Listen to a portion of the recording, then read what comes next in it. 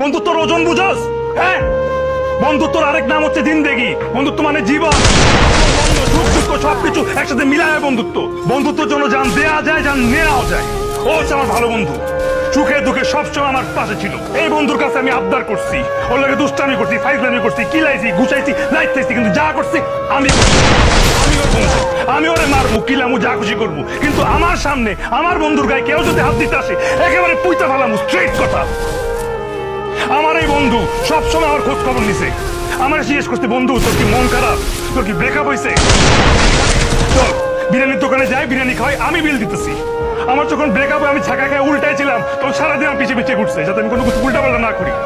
আমার নিয়ে ঘুরতে যেতে চাইছে, সারা করে আমার মন ভালো করার চেষ্টা করছে। আমার বাবা মা যখন অসুস্থ তখন ও সবার আগে হাসপাতালে গেছে।